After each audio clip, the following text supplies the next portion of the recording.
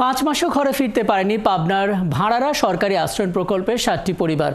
ঘর বাড়ি হারিয়ে তাদের অনেকে খোলা আকাশের নিচে মানবেতর জীবনযাপন করছেন। আর এই ঘটনায় দোষীদের বিরুদ্ধে ব্যবস্থা নেওয়ার পাশাপাশি পুনর্বাসনের দাবি জানিয়েছে ক্ষতিগ্রস্তরা। এ নিয়ে এলাকার জনপ্রতিনিধিদের অভিযোগ, প্রশাসনকে জানানো হলেও কোনো ব্যবস্থা নেওয়া হয়নি। পাবনা থেকে মোস্তাফিজুর রহমানের প্রতিবেদন।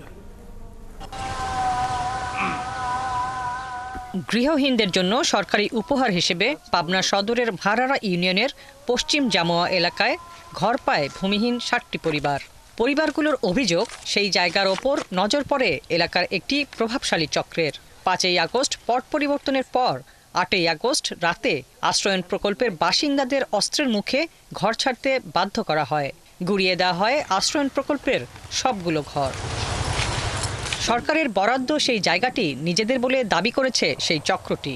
সেখানে সদর সিনিয়র সহকারী জজ আদালতে মামলা চলমান আছে দাবি করে একটি সাইনবোর্ড দিয়েছে তারা। যদিও তাদের সঙ্গে যোগাযোগের চেষ্টা করা হলেও সাড়া পাওয়া যায়নি। এদিকে আশ্রয়নের ঘর হারিয়ে পাশের বাউবর বাঁধে খোলা আকাশের নিচে মানবেতর জীবনযাপন করছে উচ্ছেদ হওয়া পরিবারগুলো।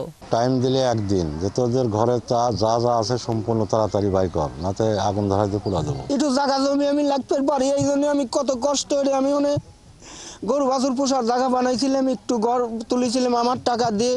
আমার কোনো কিছু লিয়াসপেট দেয় নাই, সব ভাঙিয়ে চুরি।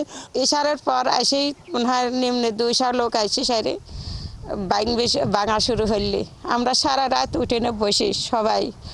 আর আমরা হাতে পায়ে ধরতেছি, আমরা এখন কোনে যাব। দেশ বিদেশে বাসি বেড়াইয়া বোনের বাড়ি থাইহে তে আমরা বাদে এসে দুহেন সাবরা করে লইছি। এ ঘটনায় দোষীদের বিরুদ্ধে ব্যবস্থা নেওয়ার পাশাপাশি পুনর্বাসনের দাবি জানিয়েছেন ক্ষতিগ্রস্তরা।